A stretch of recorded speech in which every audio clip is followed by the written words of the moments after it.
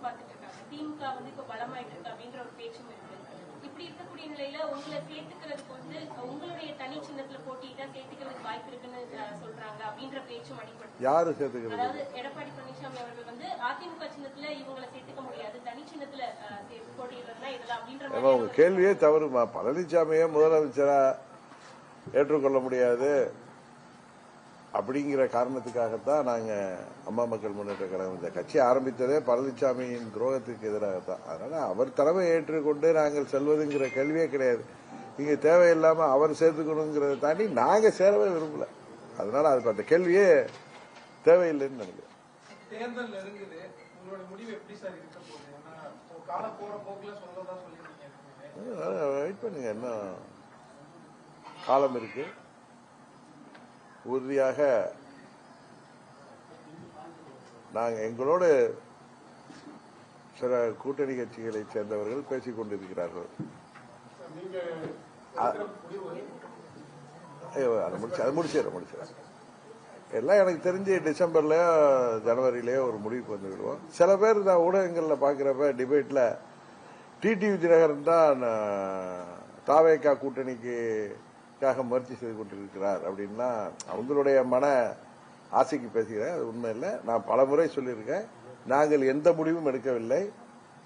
கூட்டணிக்காக அவர்கள் கூட்டணிக்கு வர வேண்டும் என்று சில கட்சிகள் எங்களோடு பேசிக் கொண்டிருப்பது உண்மை. ஆனா எந்த கட்சி எது என்பதை நான் இப்போது சொல்வது நாகரிகமாக இருக்காது. ஆனா கூட்டணி ஒரு முடிவுக்கு வந்த பிறகு சொல்வதுதான் நன்றாக இருக்கும் என்று நினைக்கிறேன். அதுபோல நான் எந்த கட்சியும் நான் போய் தேடி பேசவில்லை. பேச வேண்டிய அவசியமும் அம்மா மக்கள் முன்னேற்ற கழகத்திற்கு இல்லை என்பதை அது போன்ற ஆசையில் பேசுபவர்களுக்கு நான் சொல்லிக்கொள்ள விரும்புகிறேன். காரணம், அம்மா மக்கள் முன்னேற்ற கழகத்தை தவிர்த்துவிட்டு எந்த ஒரு கூட்டணியும் ஆட்சிக்கு வர முடியாது என்கிற நிலைதான் இன்றைக்கு தமிழ்நாட்டில் இருக்கு. தமிழக வெற்றி கழகம் திமுக பாஜக ரெண்டு கட்சியை தவிர யார் வேணாலும் வந்து சேரலாம், அது அவங்க சொல்லியிருக்காங்க. நான் பார்த்தேன் தொலைக்காட்சியில். பட் என்னோட யார் பேசிக் கொண்டிருக்கிறார்கள், எந்த கட்சி பேசிக் கொண்டிருக்கிறது என்பதை இந்த நேரத்தில் சொல்வது நாகரிகமாக இருக்காது. ஏன்னா தேர்தல் கூட்டணி முடிவுக்கு வந்த பிறகு சொன்னால்தான் அது சரியாக இருக்கும். இல்ல இல்ல, நான் எந்த முடிவுமே அம்மா மக்கள் முன்னேற்ற கழகம் இன்னும் எடுக்கல. எங்க தலைமை கழக நிர்வாகிகளோட, மாவட்ட செயலாளர்கள், மற்ற நிர்வாகிகளோட கலந்து பேசிதான் எந்த முடிவும் எடுக்கணும். இது இன்னும் அந்த முடிவுகளுக்கெல்லாம் நாங்க வருகிற அந்த ஸ்டேஜ் இன்னும் வரல. ஏற்கனவே மக்கள் நல கூட்டணி அமைஞ்சது மாதிரி மூன்றாம் அணிக்கான இந்த பலமான அணிக்கான வாய்ப்பு இருக்குதா? அது 2016 தேர்தல் வேற, இது 26 தேர்தல் என்பது வேறு.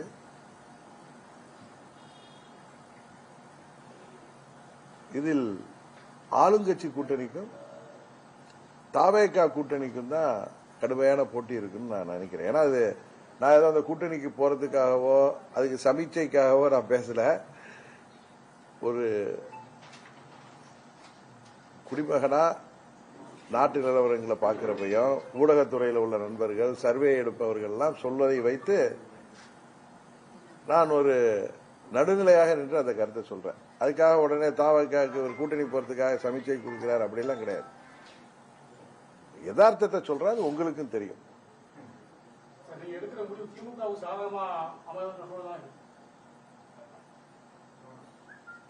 எங்களை பொறுத்தவரை துரோகத்தை வீழ்த்த வேண்டும் என்பதுதான் எங்கள் நிலைப்பாடு. 21 தேர்தலிலே நாங்கள் சில முக்கியமான நபர்கள் கேட்டுக்கொண்டிருக்கிறாங்க. கூட்டணி அமையாது என்று தெரிந்தும் அவர்கள் மீது உள்ள மரியாதையில் வயதில் பெரியவர்கள் கேட்கிறார்களே என்று நான் அன்றைக்கு பேசுவதற்கு அனுமதித்தேன். காரணம், பழனிசாமி எங்களுக்கு துரோகம் செய்திருக்கிறார். எங்களை சந்திப்பதற்கே அவருக்கு உறுதியாக தயக்கம் இருக்கும். அதனால அவர் கட்சியோட சேர்ந்து போட்டியிடுவதற்கு வாய்ப்பே இல்லை என்பதை என்டிஏ கூட்டணியில் உள்ள கட்சிக்கு அங்க முக்கியமான தலைவர்களுக்கு நான் சொல்லியிருக்கிறேன்.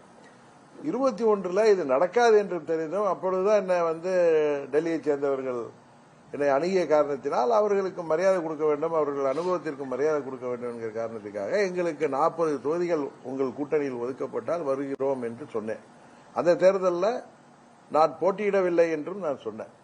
அதற்காக நான் அன்று செல்வதாக இருந்தேனே, இன்றைய இல்லைன்னு கேட்பது தவறு. ஏன்னா என்னை சந்திப்பதற்கும் ஏற்றுக்கொள்வதற்கும் பழனிசாமிக்கு தயக்கம் இருக்கும். ஏன்னா எங்களுக்கு துரோகம் செய்திருக்கிறார். ஆனால் அவர் அந்த கூட்டணி அமையாது என்று தெரிந்தும் என்னை கேட்ட அனுபவஸ்தர்களுக்காக அவர்கள் வயதை காரணம் கொண்டு அவர்கள் அனுபவத்தை கண்டு நான் மரியாதை கொடுத்து சொன்னேன். அது அமையலைங்கிறத அமையாதுங்கிறது தெரிந்தோம். நாங்கள் தனியாக தான் போட்டுவிட்டோம். நாங்களும் தேமுதிகவும் நாங்கள் வெற்றி பெற முடியவில்லை.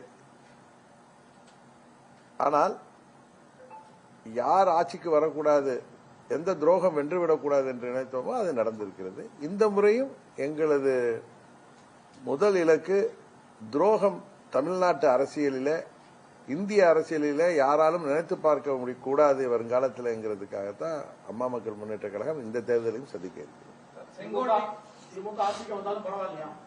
இல்ல, யார் ஆட்சிக்கு வந்தாலும் பரவாயில்லைங்கிற நான் இன்னொரு வார்த்தை சொல்றேன், நீங்க அதை கவனிக்கல. நாங்கள் இடம்பெறுகிற கூட்டணி அம்மா மக்கள் முன்னேற்ற கழகத்தை தவிர்த்து விட்டு எந்த கூட்டணியும் ஆட்சி அமைக்க முடியாது என்பதையும் நான் சொல்றேன். நீங்க அதை விட்டுட்டு நீங்க பர்டிகுலரா திமுக கூட்டணி ஆட்சிக்கு வந்தால் பரவாயில்ல நீங்க கேட்கறது, மக்கள் என்ன முடிவு செய்கிறார்களோ அதுதான்.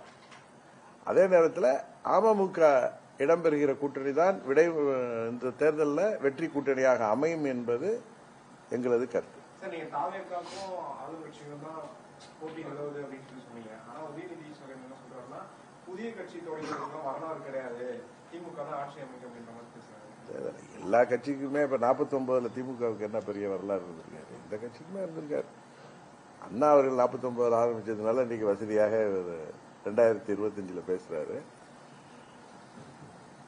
அதுபோல அவர்கள் பேசுவது எனக்கு என்னமோ அவர்களுக்கு ஏதோ ஒரு உறுத்தல் இருப்பதை போல தெரிகிறது.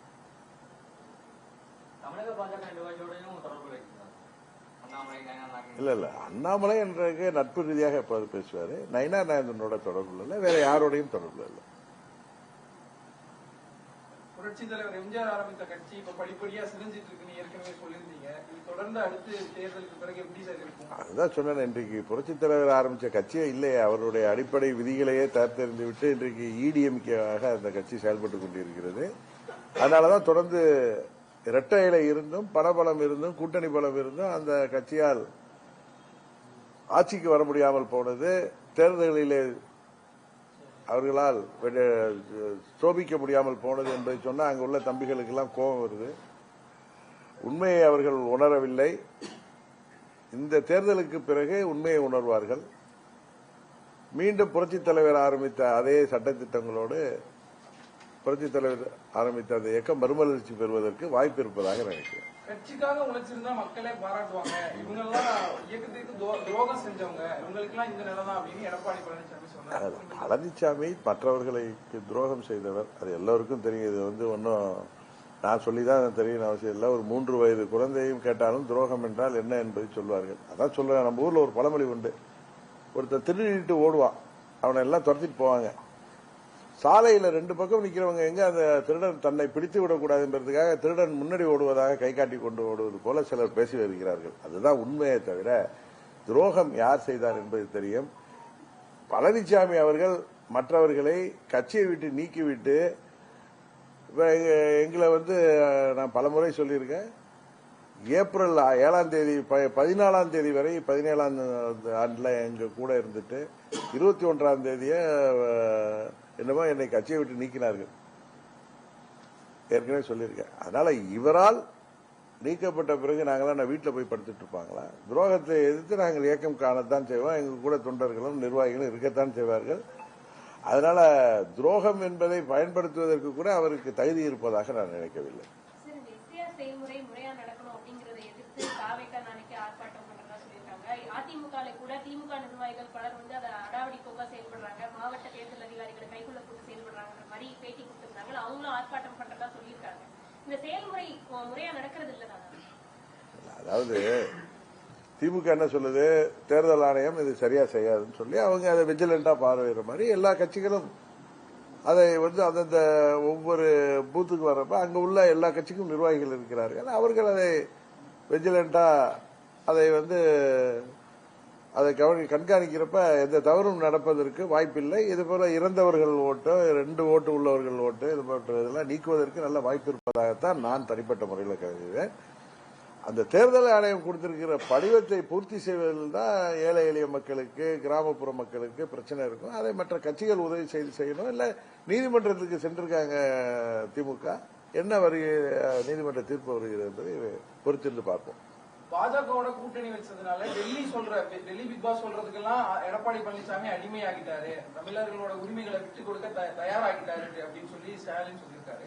அந்த கருத்தை நீங்க எப்படி சார் பாக்குறீங்க? 99 திரு ஸ்டாலின் அவருடைய தந்தையாரும் கூட்டணியில் இருந்து 5 ஆண்டுகள் அமைச்சரவையில இடம்பெற்றிருந்தார்கள். அப்ப டெல்லி பாஸ் பிக் பாஸ் சொன்னதுதான் அவங்க அப்பா கேட்டுட்டு இருந்தாரா என்னவோன்னு எனக்கு தெரியல. அதனால அப்படி சொல்லலாம். அந்த தன் அனுபவத்தில் கூட அவர் அப்படி சொல்லலாம்.